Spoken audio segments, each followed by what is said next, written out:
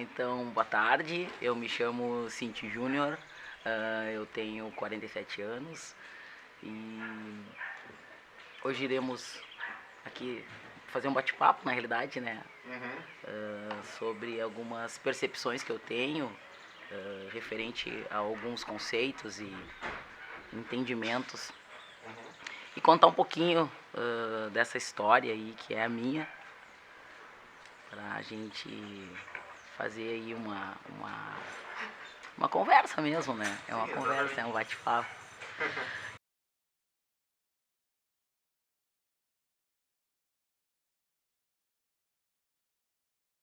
E já iniciando aí a fala da nossa conversa, por essa questão de hierárquica racial, né? Essa racialização toda que Sim, se social, deu. assim.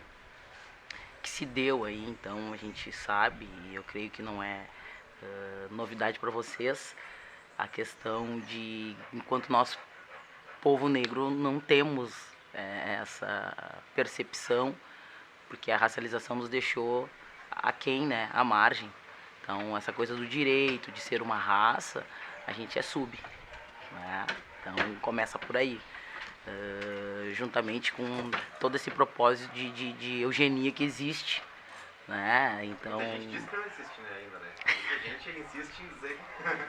o século XX nos deu aí os historiadores e principalmente a comunidade cientista fez com que deixou bem evidente, né? Que na realidade todo o que não era extremamente híbrido, aquilo que não era raça pura, tinha que ser então feito uma limpeza, né? Essa Sim. higienização era essa a proposta, né? Basicamente uma hierarquização e, né, uma limpeza. E uma limpeza para que pudesse ficar uma raça pura.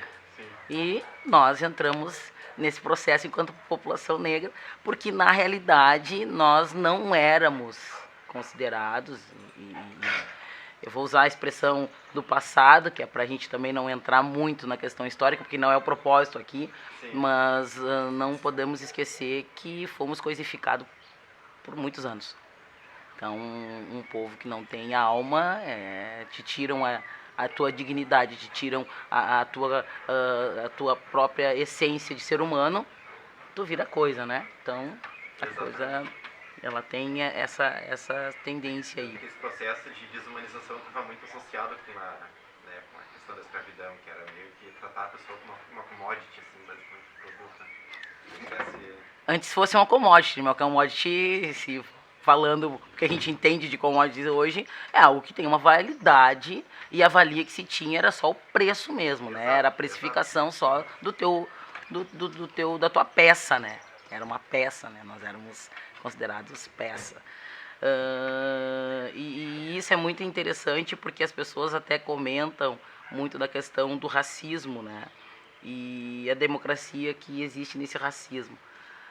A democracia racial, dentro dessa perspectiva de que era para ser todas as raças iguais, nós mais uma vez, e aí não querendo ter aquela fala do mimimi, que como diz uma grande amiga minha, mimimi para mim é 3 vezes a nota mi, né? Então não tem como ser algo diferente disso, né? Porque tu precisa ter um pouquinho de conhecimento, porque tu não pode simplesmente desconsiderar, né? Tu desvalida uma história toda de um povo que na realidade não tem todo esse registro, mas fez esse país. Então é muito difícil a gente aceitar, né, que a questão da vitimização e tudo que vem atrelado a essa fala, que o senso comum infelizmente acaba por se apropriar, né? Sim. E é essa que é o nosso grande problema, em poder conseguir ultrapassar isso, poder fazer a discussão num nível que tem que ser feito, né, que é para fazer a reparação, para ter então a questão tão esperada que é a democracia racial. Mas voltando só um pouquinho, é importante que quando a gente falou lá na questão ainda que muito incipiente, né, da racialização e da eugenia, a gente ali começa a determinar um pouquinho a questão do racismo no Brasil, né? Que é uma coisa muito particular, nós termos essa questão. Por quê? Porque, primeiro, nós temos essa estrutura toda do Brasil, né, de colonização e tudo mais, que é de conhecimento de todos, porque é isso que a gente tem que entender. Os processos, eles não se dão simplesmente porque as coisas surgem, é porque existe um andamento e existe uma manutenção de determinadas estruturas, existe uma manutenção de comportamento, existe uma manutenção de pensamento, né? A mentalidade, ela funciona desse jeito, né? A mentalidade humana. E o Brasil, em particular, ele, juntamente com a escravidão e a pobreza, ele sacrificou o povo negro, né? Sacrificou o povo negro, foi isso que aconteceu, né? Basicamente. Em nome do desenvolvimento econômico. Em nome de uma industrialização, em nome de um avanço. Século XIX, século XVIII, XIX, XX, enfim. Desde o século XVI, na verdade. Exatamente, né? A própria escravidão, ela vem com esse estigma, né? Porque senão, eu não sei se nós não seríamos escravos até hoje, se não fosse a imposição do mundo, né?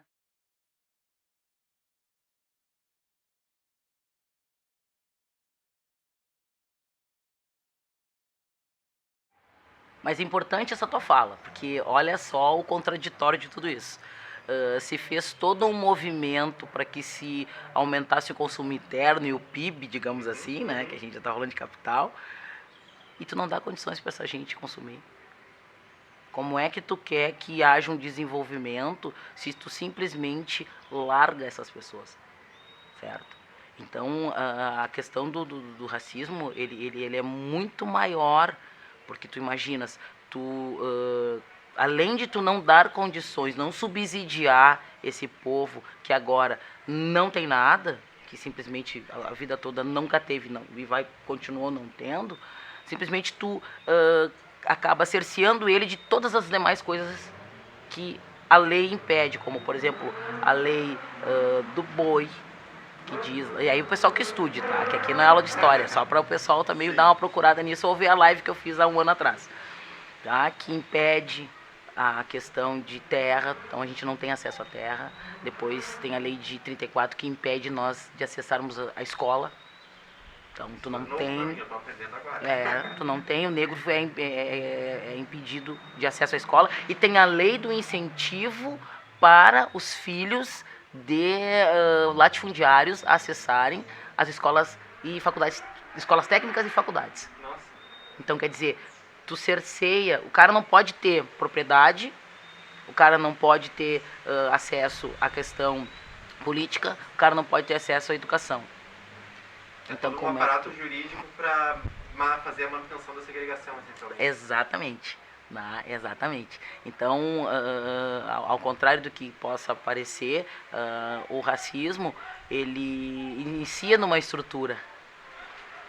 Né? Ele tem uma estrutura muito bem feita, muito bem aparelhada, para que quem continue nesse acesso não o perca, certo? E não dê a chance de elementos surpresas, podemos dizer assim, de novos atores, novos atores possam fazer parte desse processo. Então aí, a gente falou até agora dentro de todo um contexto histórico, né? A gente deu aí todo um pano de fundo para entender na realidade que o Brasil em particular ele opera diferente a questão do racismo, porque ainda a gente tem muito velado isso. E aí, regionalizando um pouquinho, nós estamos no Sul. Né? E o que a gente vê no Sul? Nós estamos em Porto Alegre, que é a capital do Rio Grande do Sul. A gente tem ainda um pouco de discussão nesse sentido, de poder fazer um olhar, de ter um olhar com relação a essa reparação. E aí é inevitável não falar em cota.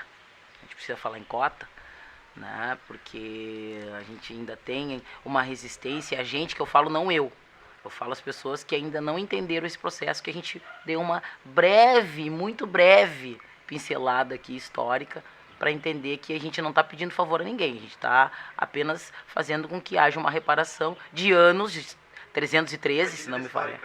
Uma dívida histórica, excelente, excelente. uma dívida histórica, que eu não busco falar muito assim, porque parece que a gente precisa que haja uma cobrança no sentido de que, não, todos vocês precisam ter, porque o legal dessa história de todos entenderem, aí entra um pouquinho na questão, no meu ponto de vista, no racismo cordial, é o seguinte, pessoas não negras, que é como eu atribuo, elas muitas vezes não se sentem parte dessa história que fez com que nós fôssemos os personagens, e nós não somos protagonistas, tá? Porque a gente não comete racismo. Gente, não existe racismo reverso, tá? Não existe. Vamos deixar bem Vamos claro. deixar isso muito escuro. Vamos deixar isso muito... Não existe racismo reverso. Continuando. Então, o fato disso ser... ter esse formato é muito importante. Nós não somos protagonistas nessa situação. Então, é importante que haja a responsabilização dessa dívida histórica de quem não é negro. Então a gente precisa dessa compreensão para que as coisas fiquem de fato entendidas quais são os atores, porque senão a gente fica muito assim, ó, dentro dos privilégios e não se discute. E aí é muito fácil dizer assim, ó, mas a pessoa tem que se esforçar para ascender, a pessoa tem que fazer a sua parte, tem que correr atrás, senão não é mérito. Não, gente, meritocracia pra gente que não tem nada, não existe. Existe muito essa narrativa.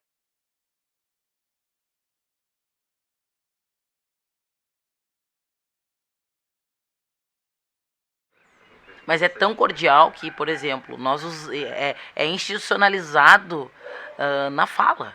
Tu fala, por exemplo, criado mudo, em momento de descontração, tu já ouviu a tua namorada ou quem te relaciona dizer eu não sou tuas nega, tigrada. Então nós, muitas vezes, enquanto povo negro, também a gente reproduz e não sabe a verdadeira origem. Eu brinco muito aqui em casa, não só com as crianças, mas com as minhas irmãs, e a gente conversa muito sobre. E, gente, a gente precisa saber a fonte primária, porque a gente não fica, às vezes, reproduzindo coisas e sendo contraditório. Que, ok, o não conhecimento te faz um pouco ignorante do seu ponto de vista de ignorar a informação, né? Te faz parte, mas daqui a pouco tu precisa entender e ter um pouco de curiosidade nesse sentido, para poder acessar, né, as informações e saber a origem delas, porque tudo tem uma origem, né? E o racismo cordial, ele é muito, muito enraizado e ele acaba sempre por ser justificado porque é cultural, né? Faz parte. Tu vê só. É aquilo que a gente nem para pra pensar, basicamente. Não. Porque tem um termo que eu sempre usei muito como ex-estudante de engenharia e atual estudante de ciências sociais, é fazer algo nos coxos.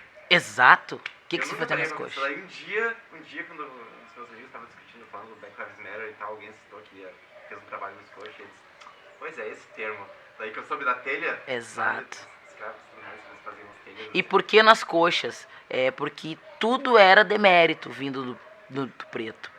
Só que tem que se entender o seguinte, cada ser humano é diferente. E aí entra uma outra coisa que é uma coisa que eu também tenho estudado um pouco e meio aprofundado, que é a questão da diversidade. Então a gente precisa entender, e nós somos um país muito diverso. Então é por isso que cada vez mais eu busco entender, e sempre que posso e tenho a oportunidade de falar, nós precisamos sim ter um entendimento de identidade brasileira. E depois nós vamos sim, porque a questão da racialização, ela nos prejudica. Ela nos prejudica porque a gente acaba sempre segmentando essa questão. E aí nós vamos entrar em algumas diversidades, que é, por exemplo, entender que cada etnia, né? Não é raça, é etnia mesmo, ela tem a sua especificidade. E aí ela tem que servir para um estudo sob o ponto de vista de entender aquele indivíduo próprio, daquela origem, para tu poder auxiliá-lo e tratá-lo.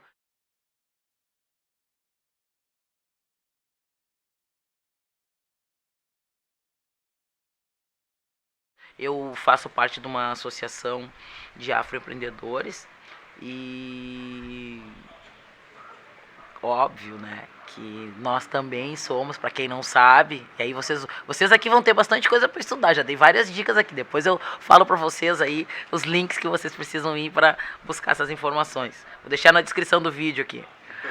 Mas a gente é basicamente empreendedor desde sempre, né? A gente empreende com a nossa característica, por isso que a associação existe hoje, porque a gente faz muito por conta própria, a gente vai estar sempre buscando nos virar, porque para nós, enquanto povo negro, e isso é uma fala que nós agora na consciência, no nosso evento, né, que tivemos ali na NAU, da consciência negra, fim de semana agora que passou, foi a marolinha, né? Para nós, enquanto povo negro, a pandemia, esse processo todo aí, que estamos ainda no processo pandêmico, portanto, se cuidem, lavem as mãos, usem máscara, por favor. Pra gente, teve gente se virando, assim, ó. E os relatos são, eu digo pra ti que eu fiquei tão emocionado, que conversando com 2 expositores em particular, lá que eu acabei atendendo, eles, pra mim, a pandemia, ela só me auxiliou a impulsionar. Porque aí eu tive que eu tive que ter ideias, eu tive que criar mecanismo para poder me virar e deu muito certo essas adaptações. Então, quer dizer, a gente, enquanto povo negro, a gente não investe porque sobra uma grana, ou o pai deixou uma herança, ou a gente conseguiu uma grana no banco e foi lá e investiu. Não. A gente perdeu o emprego e teve que sair fazendo as vendas aí, tendo que... O terceiro setor, na realidade, nos abraça muito, né? Ele nos abraça muito. Mas ainda assim, é esse o processo. Né? Porque a gente tem sempre que dar um jeito, porque o que acontece? O matriarcado pro nosso povo é a base. Então a mãe tem que dar jeito, porque às vezes o pai está preso, às vezes o pai não está aqui, não assumiu os filhos, e enfim, a gente tem algumas especificidades na estrutura familiar, mas ainda assim tem que se virar. Que tem que sobreviver, tem que comer. Né? E é esse olhar que os não negros poderiam e deveriam, até por uma questão social, ter. Ah, mas aí o assistencialismo, não, gente, não está se falando disso. Está se falando de se dar oportunidade para as pessoas não só sobreviverem, porque até agora a gente só sobrevive.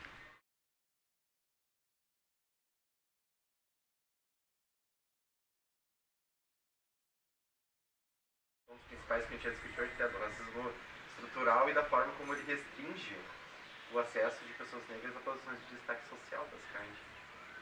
Mas e aí que está o detalhe, o porquê que restringe? Por tudo aquilo disso que historicamente a gente falou. Essa restrição, ela é orquestrada. Ela já existe justamente para não acessibilizar. E pasmem, a invisibilidade ela permanece.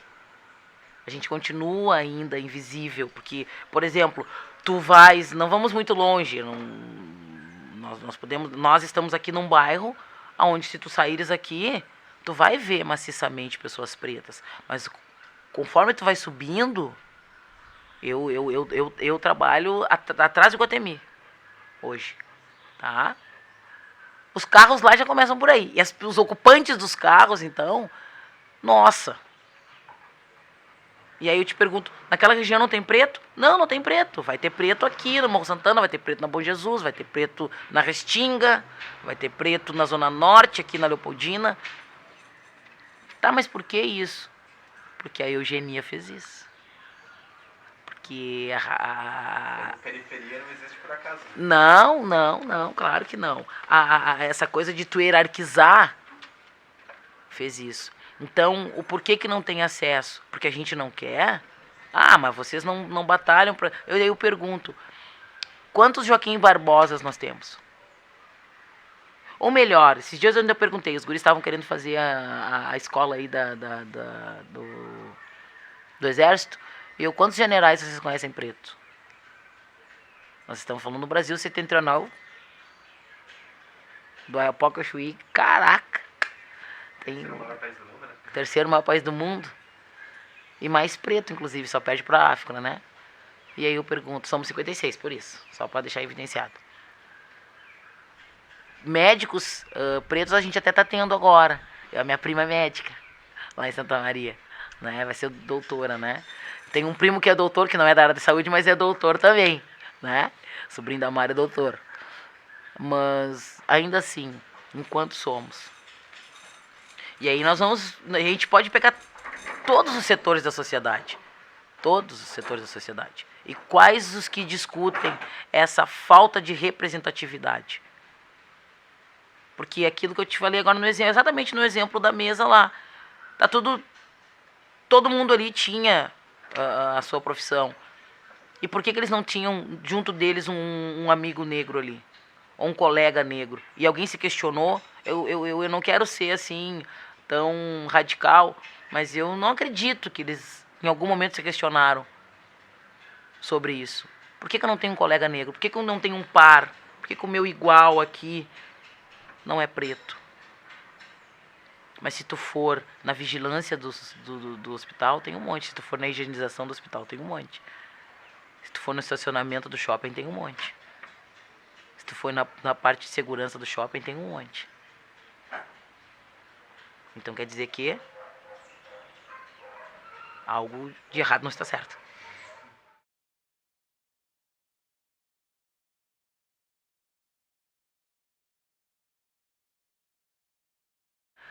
Façamos um pouquinho de reflexão, aproveitar que a pandemia foi aí, eu acredito, o grande divisor de águas, né? O Covid-19, ele nos trouxe, no meu ponto de vista, uma condição de perceber que sim, somos todos iguais. Sim, somos todos iguais. Somos seres humanos. Tá? E esse tempo ainda eu escutei de uma professora maravilhosa que nós ainda, enquanto povo negro, a gente poderia ter uma solução para a questão do Covid, mas como a nossa religião não é sacra, porque ela não é nem considerada, né? Apesar de por lei ser, tá? Sim. A religião de matriz africana, por lei, ela é religião. Ela não é considerada, então não tem muito o que fazer, né? Temos que passar aí por esse momento e ter o entendimento do que ele quer dizer. A gente tem que fazer esse estudo, essa reflexão real do que está acontecendo e por que estamos assim. Né? Algumas respostas teremos, outras não, mas faz parte do processo, né? Como eu gosto de brincar, é do jogo. É do jogo.